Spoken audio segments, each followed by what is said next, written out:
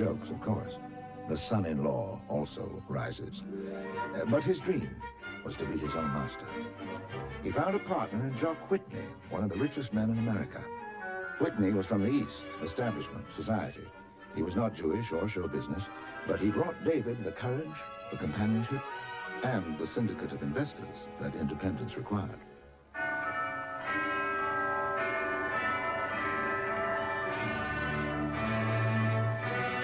In 1935, he made the break. He went only a few hundred yards east of MGM to the old RKO Pathé lot, but it was his studio now. He wanted material of quality, the best stars and directors. So this time must be very tender, very earnest, and very sincere, and rather quiet. You all ready, Duke? Ready. All right, roll up. So are you, lovely. He made the original Star is Born here, The Garden of Allah, The Prisoner of Zenda, and others. Not too many pictures, but every one like a Rolls Royce. I went ahead and made Gone with the Wind according to my own lights. I was told by the most important people in the business that no independent company could hope to achieve the result that I was after.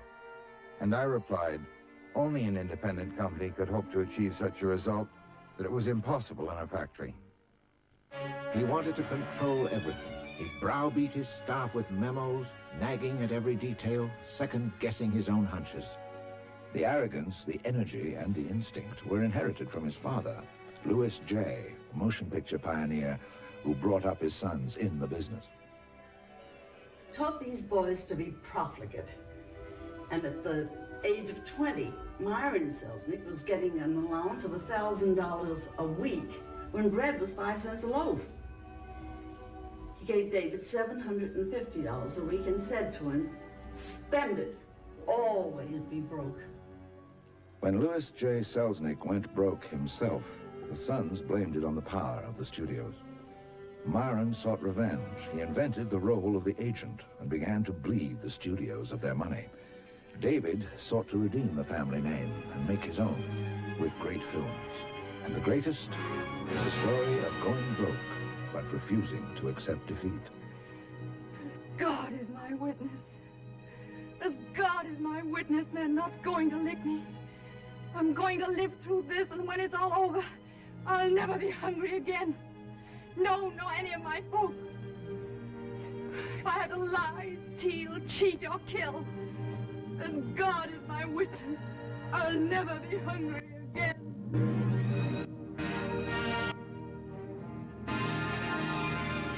If the novel does have a theme, the theme is that of survival.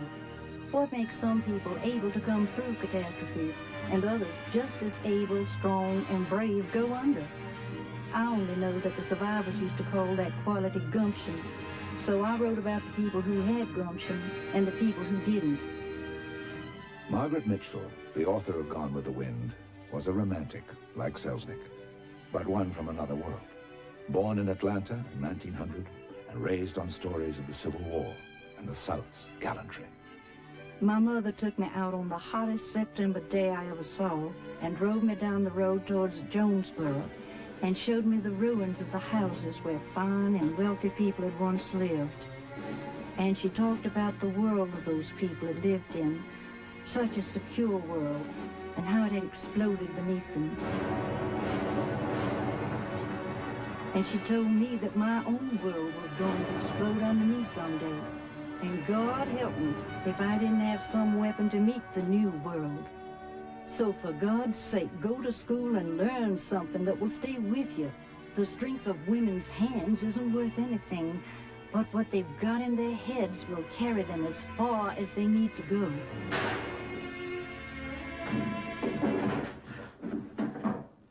She grew up steeped in the history of the Old South, but Peggy Mitchell was a child of the 20s, a tomboy, a flapper, a daredevil journalist on the Atlanta Journal, ready to feed an elephant, shin up the side of a building, or interview Rudolph Valentino. Inventive, humorous, a center of attention. Now isn't this better than sitting at a table? The girl hasn't got but two sides to her at a table. Like Scarlett, Peggy was drawn to opposites in men. She married a wild young charmer named Red, an athlete. But he drank so much she divorced him and married his best man instead, John Marsh.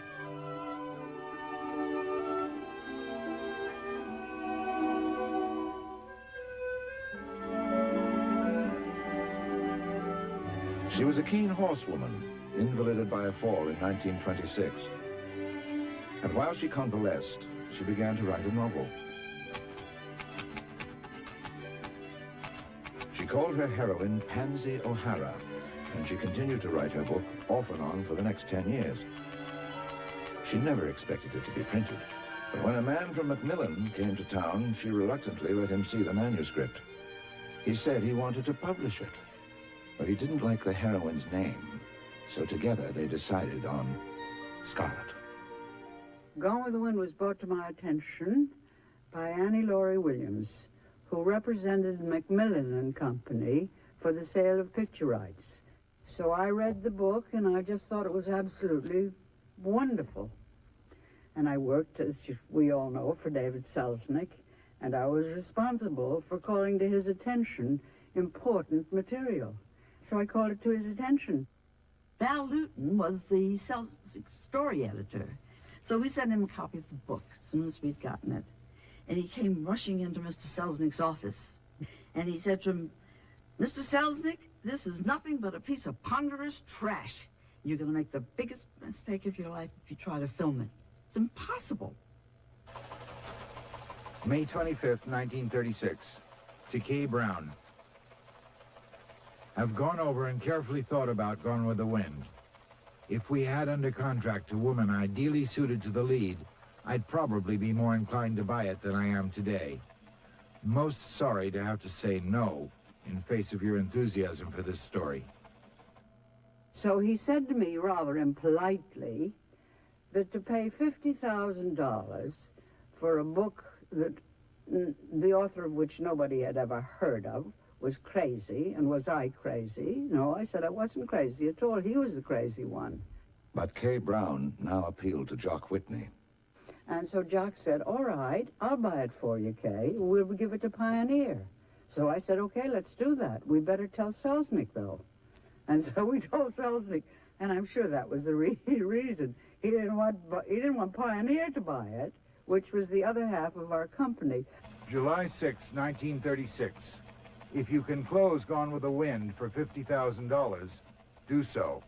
Cannot see my way clear to paying more than $50,000. Kay Brown closed the deal on July the 6th, the week the book was published. Selznick took a copy on vacation to Hawaii, where finally he read it and began to ponder the problems. How could 1,037 pages be reduced to a manageable movie? One thing was settled immediately. Selznick's friend, George Cukor, was selected as the director. David Selznick and I looked a little like each other. We really weren't very proud of that, either of us. And once I said to Mrs. Selznick, "You know that David and I are constantly being mistaken for each other." And she said, "Well, I don't think you look like each other." So I said, "My mother doesn't like it either." Cukor had already made 5 films for David Selznick, including Bill of Divorcement, Dinner at 8, and David Copperfield. He was the first contract employee of Selznick International.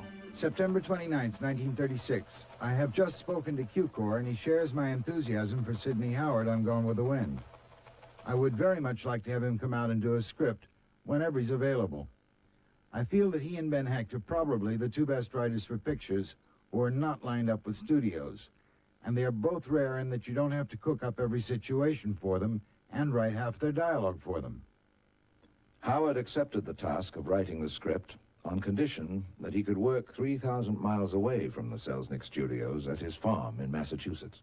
Sidney Howard was the best dramatist of that particular period. But it was a very, very difficult assignment. It took time. It really took time. And Mr. Selznick wasn't always the most patient man that one ever worked for. He would call me and say, "What is Sidney Howard doing?" And I say, "How would I know what Sidney Howard was doing? I wasn't sitting there."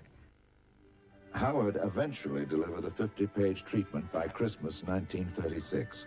Dear Sidney, I feel that we should not attempt to correct seeming faults of construction. I've learned to avoid trying to improve on success.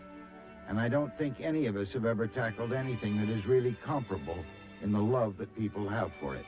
By now, the book was a runaway bestseller, and Margaret Mitchell was a celebrity. Miss Mitchell, is Gamble your wreck butler? I'm sure Scarlett O'Hara never suffered more during the siege of Atlanta than I have suffered during the siege that has been on since publication day. Selznick sought Margaret Mitchell's participation to reassure himself and to impress the public. But she was always firm. I wrote the book, and that is all. My connection with the motion picture ended when I signed the contract selling you the film rights. I sold them to you, lock, stock, and barrel. From that day forward, they have been yours to do with as you please. Here's news for which you've been waiting. Names of the winners in our Scarlett O'Hara contest. First, here are the names of the 6 actresses who received the largest number of votes for the role. Betty Davis first, Katharine Hepburn second, Miriam Hopkins third, Margaret Sullivan fourth, Joan Crawford fifth, and Barbara Stanwyck sixth.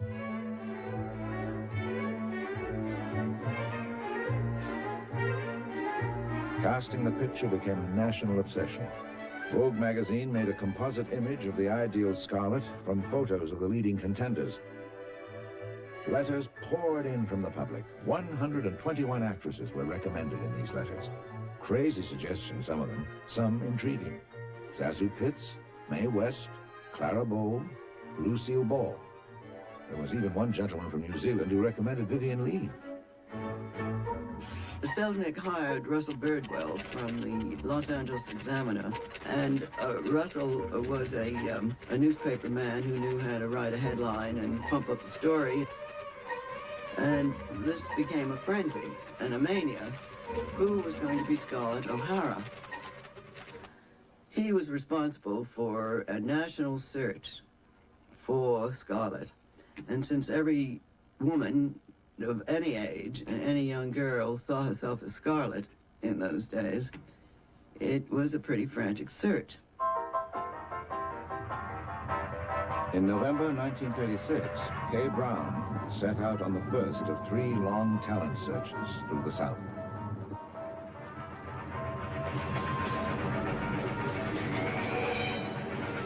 The bells turned out in droves. For the most part, they were all healthy mothers who should have stayed in Baltimore.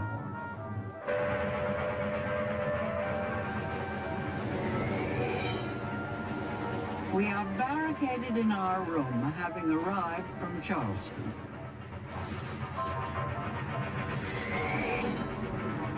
Dear David, I thought I did a bit of work in New York, but it's child's play to the madhouse through which we have just gone. On Friday, we held open auditions in Atlanta, and there were at least 500 people there. We saw every Miss Atlanta for 20 years back. How's you all, honey child? We're done in. In the meantime, in Hollywood, many, many women of some stature also saw themselves as Scarlett, and the tests were made endlessly. Tallulah Bankhead, a Southerner and sometime friend of Jock Whitney, was the first of the 32 actresses who did screen tests for the part. What is it? I love you. I'm in love with you, Ashley. I love you. I love you. I love you. David Selznick was a publicity genius. I love you. He knew the search for Scarlett would be a grand entertainment and a way of keeping public interest alive in a film which as yet he had neither the money, the script, nor the nerve to make. I'm in love with you, Ashley. So if he couldn't find a Scarlett, what about Rhett? Selznick had tried to sell himself on Ronald Colman, Gary Cooper, Errol Flynn, but here the public was unanimous. There was only one person who could play Rhett Butler. Everyone who read the book was convinced that it had to be Clark Gable. Oh, you like my electrical personality, huh? No, nothing as obvious as that. I think you have a very remarkable brain. However, he was numero uno hot stuff on the Metro lot, their biggest box office star, and they were not in the habit at Metro of lending their superior stock. It was a profound embarrassment for Selznick, who could only get Gable by begging first and then paying through the nose. Yet he still clung to two hopes: that the movie could be made for $1.5 million, and that he could make it without any help from his father-in-law, Louis B. Mayer. Must regretfully inform you that chances of getting Gable are practically nil, if not, in fact, actually non-existent. Sidney Howard delivered his first draft of the script by the end of February 1937. It was the script for a 5.5-hour movie. It would have to be cut, and Howard reluctantly agreed to come out to Los Angeles for the revisions. He arrived on the 1st of April to discover that Selznick was entirely preoccupied by problems on The Prisoner of Zenda. On April the 14th, Howard wrote to his wife. They asked me some days ago to write a ballroom love scene for the Zenda script, and I wrote one. I dance with no one but you tonight, Kate. And I dance only as my king commands. Then your king commands. Last night, Selznick said, "Could you let me see a rewrite on that ballroom scene?" "Sure," says I. "How do you want it rewritten?" "I don't know," says he. "I haven't read it yet." And 2 weeks later, in another letter, This fellow Selznick was born with no sense of how to organize his time. His troubles with Zenda are still continuing unabated. He has not had time to read my script and has read the book only very hastily. In the 5 weeks that I have been here, I have pretty much wasted my time completely. it was not until July that Selznick finally got down to work on the script with Howard and Cukor. By August the 5th, they had a new draft, 15 pages longer than the original. It dawned on Selznick that this was not one ordinary movie, but two giant ones put together. It called for long-term planning. In 1937, DOS made a very important decision as far as making Gone with the Wind was concerned. He hired William Cameron Menzies as the production designer. Bill was an absolute genius. We need a man of Menzies' talent and enormous experience on the sets of this picture and on its physical production. I hope to have it prepared almost down to the last camera angle before we start shooting, because really thorough preparation will save hundreds of thousands of dollars. What I want on this picture, and what has only been done a few times in picture history, is a complete script in sketch form. The whole look of the picture was pretty well dictated by Bill Menzies' storyboards. The sets, the people, they made you absolutely feel what the finished picture was going to look like. A grand old Hollywood rule was applied. Film it on the back lot. The marvels of trick photography would stand in for the South. Indeed, Selznick never saw the South until the premiere of the picture. But Cukor and his team went there to meet Margaret Mitchell, to take photographs, to scout, and bring back the knowledge, the look, and the flavor to California. They hired Wilbur Kurtz, a Georgia historian and a friend of Margaret Mitchell. He set to work with Menzies and art director Lyle Wheeler on the design and construction of an Old South which would meet the demands of historical accuracy and Hollywood magic. 12 Oaks is pure fiction. Well, there never was such a place in Clayton County. However, the story writers demanded at least one glimpse of the traditional moonlight and magnolia atmosphere of the Old South. Hence, those gorgeous interiors and an atmosphere of opulence that would make a Clayton County farmer rub his eyes. As for Tara, they listened closely to my explanation of rural architecture in North Georgia, but since Tara was also on the fictional side, they indicated that the house should be warmed up a bit. It was early in 1938. A whole year had passed since Sidney Howard had presented his first script. Selznick was finally ready to face the task of cutting it down. It was frustrating work, and as yet, not one principal part had been cast. I seem to have made tests of everybody. I don't remember the people who didn't make tests. They were varied and different, and some were excelled in one scene and some in the other. Quiet, space. All right now. Camera. You insulted me, Nellie Wilson. You made Ashley and the others insult me. You know he wouldn't have gone home so soon if you hadn't have dragged him. All right, Sawyer. This is one scene that never made it into the picture. Cukor was using it to test actresses for Melanie. Balls of fire. So you have insulted me like everybody else did. Oh, Mercy, I didn't mean to hurt you. Oh, mercy, no, I didn't mean to hurt you. Why, you're my own sister. Why, Sister, go right on. you're my own sister, darling. My own Charlie's widow, and I'm sorry you're hurt, my dear. And I'm so sorry you're hurt, my dear. No Melanie impressed in But these I tests. can't meet Governor Bullock or any Republican or any scallywag. But I will one not scarlet meet them in your stayed house in or any other Selznick's house. mind. Not even Paulette Goddard. even if I have to be rude. Are you criticizing my friends? Elsewhere in town, another actress had done a rather more extended test. It was a whole film. Julie! Jezebel. In March 1938, Warner Brothers completed their own Southern romance, starring one of the Scarlet favorites, Betty Davis. It wasn't the wind, maybe, but it was a respectable breeze, and it ruffled Selznick's hair. Dear Jack, the picture throughout is permeated with characterizations, attitudes, and scenes, which unfortunately resemble Gone with the Wind. Remember how the fever mist smells in the bottoms, rank and rotten. But you trust that too, because it's part of you, just as I'm part of you, and we'll never let you go. Jack Warner replied immediately. He did thank David for his, quote, splendid interest, unquote.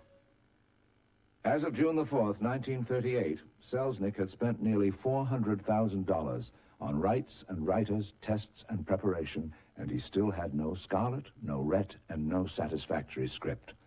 Being one's own master was getting to be very expensive. May 27th, to Jock Whitney. LB called me today to suggest that MGM would be interested in buying Gone with the Wind, together with my services as producer, on an outright purchase, with a substantial profit. It is to be considered that if the profit were substantial enough, I feel myself that the risk is slight. I dislike seeing our company not make the picture. Possibly it shouldn't make anything. I may seem to be arguing both ways. I am. If we make the picture, my hair will turn white. If we sell to Metro, my hair will merely turn gray. Like his father before him, Selznick was a compulsive gambler. There's a nice Hollywood story about him playing roulette at the Clover Club. A friend comes up to him and says, "Look out, David, this wheel is rigged." "I know," says David, "but it's the only game in town." You're an ace-high gambler. I'll give you a chance to get even if you want to. This time, Selznick could not decide whether to take the big gamble, make the film himself, or sell it to MGM.